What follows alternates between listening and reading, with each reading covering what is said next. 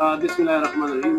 ګرانو کتونکو، زما د فیسبوک ملګرو، دې وخت کې موږ موجود یو زموږ د اسحاق ماسټر ذاکر حسین سره، چا چې د یوم تدبیر نوم کې تجویز کړی او په دغه تجویز په نوم باندې چې کوم دی د وزیر اعظم نواز شریف صاحب په سن 1998 کې دوی له یو سند هم ورکړی او د وزیر اعلی خیبر پښتونخوا سردار مهرداد عباسي په لاسو باندې دوی یو سند او هغه پیسې ملاو شوي.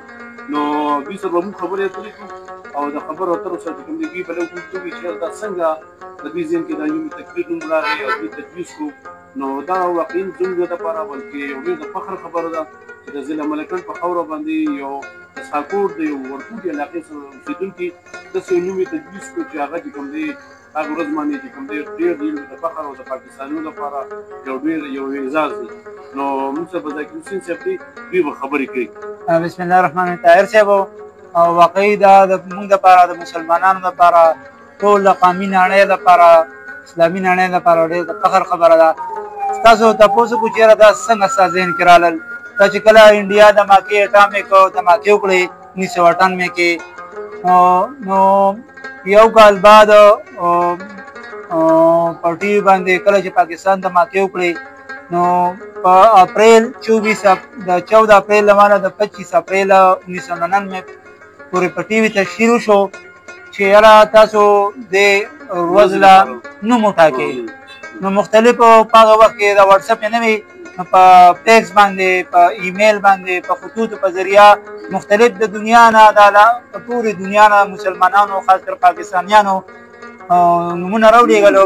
دغه وخت کې ما چاله درخواست لیکو د ټي وي په سکرین کې زما نظر ولګېد، اختیار مې وکړو په زما مو ځکه د اسلام دا شان دی چې کله څه کارنامه وکړي نو الله اکبر او نعره تکبیر اواز کوي.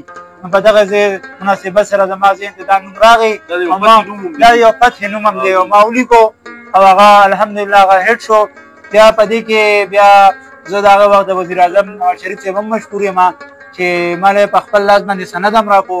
بیا د وزیر اعلی مهرداد عباسي هغه وخت کې خیبر پښتونخوا وزیر اعلی و، موږ له ډېر ښه پروګرام پاکستان پی ټي وي سټیشن پېښور کې ارینج کو او ما له په هغه وخت سره 41,000 روپۍ نقد انعام هم راکړی و.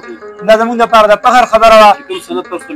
بلکل هغه سند ما سره دا هغه سند دی چې دا وزیر اعظم صاحب دا ستایلی دی چې یاره ته زه خپل دا تایید کوم چې ته پاکستان میلمه او د پاکستان د میلمه په حیثیت زه تا سره طرف پاکستان خدمت کړی دی او دا د انعام زه تعالی درکوم.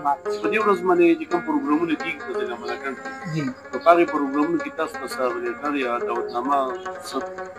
یاره طاهر صاحب، زه په خپله داسې یم چې ډېر زیات تشهیر زما خوښ نه وي. پرون هم څه ملګرو وویل، حالانکې زما په خپله اوس ډسټرکټ ایډمنسټریشن سره څه ټاپي زموږ په دې ورځ باندې میټینګونه کوي، خو ایز سچ ما د سفر من لیټر یا څه دعوتنامه نه ده راغلې.